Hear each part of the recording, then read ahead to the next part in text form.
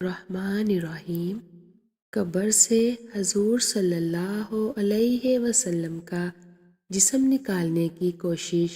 ناظرین، آج جو واقعہ ہم آپ کو سنانے جا رہے ہیں، اسے سن کر آپ کے رونگٹے کھڑے ہو جائیں گے۔ اس قصے کو شیخ عبدالحق محدث دہلوی نے اپنی کتاب تاریخ مدینہ میں لکھا ہے کہ آج سے 800 سال پہلے مصر میں ایک بادشاہ ہوا کرتا تھا۔ اس کا نام سلطان نور الدین زنگی تھا۔ وہ بہت نیک بادشاہ تھا، ہر وقت اللہ کا ذکر کیا کرتا تھا۔ وہ روزانہ رات میں 1000 بار حضور صلی اللہ علیہ وسلم کے اوپر درود شریف پڑھ کر سوتا تھا۔ ایک رات تھکن کی وجہ سے سلطان نے صرف 700 بار درود شریف پڑھا اور سو گئے تو خواب میں حضور صلی اللہ علیہ وسلم کا دیدار ہوا۔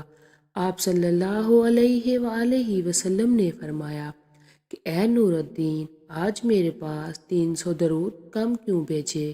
یہ خواب دیکھتے ہی سلطان کی آنکھ کھل گئی اور انہوں نے اسی وقت 300 بار درود شریف پڑھ کر 1000 کی تعداد مکمل کی۔ اس واقعے کے کچھ ہی دنوں بعد سلطان نور الدین ایک رات سوئے ہوئے تھے کہ انہیں خواب میں حضور صلی اللہ علیہ وسلم کا دیدار نصیب ہوا۔ آپ صلی اللہ علیہ وسلم نے سلطان سے کہا کہ اے سلطان، 2 عیسائی آدمی میرے جسم کو قبر سے نکالنا چاہتے ہیں۔ تم جلدی سے مدینہ آ کر ان کی خبر لو، ورنہ میرا جسم ان عیسائیوں کے ہاتھ میں چلا جائے گا۔ اور پھر حضور صلی اللہ علیہ وآلہ وسلم نے سلطان کو ان 2 آدمیوں کی شکلیں دکھائیں۔ اسی وقت سلطان کی آنکھ کھل گئی تو وہ بے چین ہو اٹھے کہ آخر یہ کیسا خواب تھا اور حضور صلی اللہ علیہ وسلم مجھ سے کیا کہنا چاہتے تھے۔ بستر سے اٹھے اور وضو کر کے 2 رکعت نماز پڑھی اور پھر لیٹ گئے۔ آنکھ لگ گئی اور پھر خواب میں حضور صلی اللہ علیہ وسلم کا دیدار نصیب ہوا۔ آپ فرما رہے تھے کہ سلطان، تم کیوں سو گئے؟ میری بات پر دھیان دو، جلدی سے مدینہ آؤ اور مجھے ان دونوں عیسائی درندوں سے بچاؤ جو میرا جسم نکالنا چاہتے ہیں۔ سلطان پھر گھبرا کر اٹھ بیٹھے۔ اس بار بھی سلطان نے جا کر وضو کیا اور 2 رکعت نماز پڑھی۔ ان کی آنکھ پھر خواب میں، انہیں پھر سے حضور صلی اللہ علیہ وسلم کا دیدار ہوا۔ آپ صلی اللہ علیہ وسلم نے تھوڑا سختی سے فرمایا کہ اے سلطان، جلدی سے مدینہ آؤ اور مجھے ان عیسائیوں سے بچاؤ۔ سلطان گھبرا کر اٹھ بیٹھے اور رات ہی میں اپنی ساری فوج کو جمع کیا اور کہنے لگے کہ کچھ نہ کچھ معاملہ حضور ہے۔ حضور صلی اللہ علیہ وسلم کے جسم مبارک کو کوئی خطرہ ہے، اس لیے مجھے خواب میں بار بار حضور صلی اللہ علیہ وسلم کا دیدار نصیب ہو رہا ہے اور فرما رہے ہیں کہ مدینہ آ کر مجھے ان عیسائیوں سے بچاؤ جو میرا جسم چرانے کی کوشش کر رہے ہیں۔ کر دمشق سے مدینہ جانے کا ارادہ فرمایا۔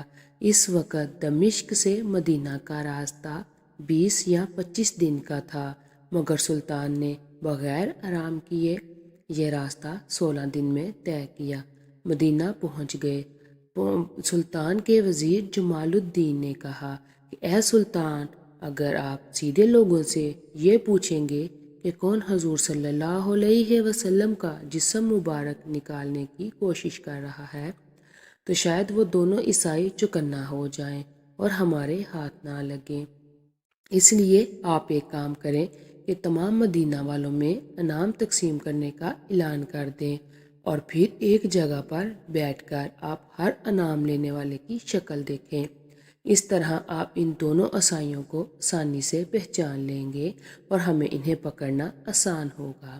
سلطان نے کہا ٹھیک ہے، اس کا انتظام کیا جائے، اور پھر صبح ہوتے ہی پورے مدینہ میں اعلان کر دیا گیا کہ سلطان نور الدین کی طرف سے تمام مدینہ والوں کو انعام بانٹے جائیں گے۔ انعام تقسیم کے وقت سلطان ایک کرسی پر بیٹھ گئے اور وزیر جمال الدین لوگوں کو ایک ایک کر کے انعام دینے لگے۔ سلطان ہر آنے والے انسان کا چہرہ خوب غور سے دیکھتے، لیکن انہیں وہ دو انسان نظر نہیں آ رہے تھے جن کی شکل حضور صلی اللہ علیہ وسلم نے خواب میں دکھا کر سلطان سے کہا تھا کہ یہ دونوں مجھے نکالنا چاہتے ہیں۔ دوپہر کا وقت ہو گیا، سارے انعام بٹ گئے، لیکن ان دو عیسائیوں کا کوئی سراغ نہ ملا۔ سلطان نے مدینہ والوں سے پوچھا کہ تم میں سے کوئی بچا تو نہیں ہے؟ لوگوں نے کہا نہیں سلطان، سارے لوگ انعام پا چکے ہیں، اب مدینہ میں کوئی انعام پانے سے نہیں بچا۔ سلطان نے کہا نہیں، ابھی دو لوگ بچے ہیں، وہ میرے پاس حاضر نہیں ہوئے ہیں۔ تو لوگوں کی بھیڑ میں سے ایک آدمی نے آگے بڑھ کر کہا ہاں سلطان، آپ ٹھیک کہہ رہے ہیں، ہمارے محلے میں دو اللہ کے بڑے نیک بندے ہیں، وہ اپنے گھر سے باہر نہیں نکلتے، نہ کسی سے کوئی مطلب رکھتے ہیں، صرف نماز پڑھنے کے لیے مسجد نبوی میں آتے ہیں اور پھر اپنے گھر میں ہر وقت اللہ کی تسبیح پڑھا کرتے ہیں۔ وہ دونوں بڑے نیک آدمی ہیں، ہم لوگوں کی بہت مدد کرتے ہیں اور خوب صدقہ خیرات دیتے ہیں، وہ انعام لینے نہیں آئے ہیں۔ سلطان ہمارے نیک لوگوں کی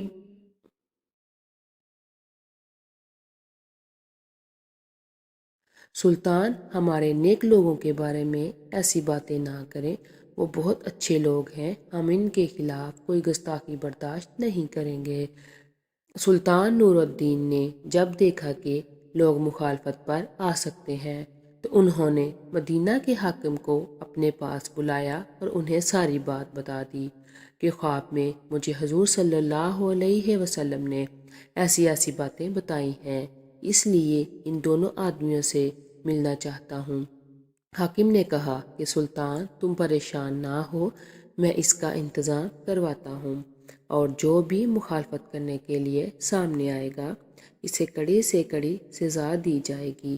اور پھر سلطان نور الدین مدینہ کے حاکم کے ساتھ ان دونوں آدمیوں کے گھر پہنچے۔ سلطان نے جیسے ہی ان دونوں آدمیوں کی شکلیں دیکھی تو وہ انہیں پہچان گئے، کیونکہ یہ دونوں وہی انسان تھے جن کی شکلیں سلطان کو حضور صلی اللہ علیہ وسلم نے خواب میں دکھائی تھیں اور فرمایا تھا کہ یہ دونوں میری قبر سے میرے جسم کو نکالنا چاہتے ہیں۔ سلطان نے ان دونوں سے ساری باتیں پوچھیں، انہوں نے صاف انکار کر دیا کہ ہم تو حضور صلی اللہ علیہ وسلم سے بہت زیادہ محبت کرتے ہیں، اسی لیے تو ہم اپنا شہر چھوڑ کر مدینہ میں آ کر رہنے لگے ہیں، ہم ایسا گندا کام کیوں کریں گے؟ سلطان نے کہا تم سچ سچ بتا دو ورنہ میں تمہیں بہت سخت سزا دوں گا۔ ان لوگوں نے کہا کہ اے سلطان، ہم بالکل بے قصور ہیں، تمہیں جو کرنا ہے کر سکتے ہو۔ پھر سلطان نے فوجیوں کو حکم دیا کہ ان کے گھر کا کونا کونا چھان مارو اور ہر چیز ہٹا کر دیکھو کہ کیا کہیں سرنگ کا نشان ملتا ہے۔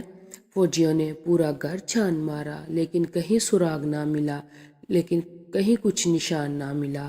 اب تو لوگوں نے بھی کہنا شروع کر دیا کہ اے سلطان، یہ تمہاری غلط فہمی ہے، تم ہمارے اللہ والوں کو کیوں پریشان کر رہے ہو؟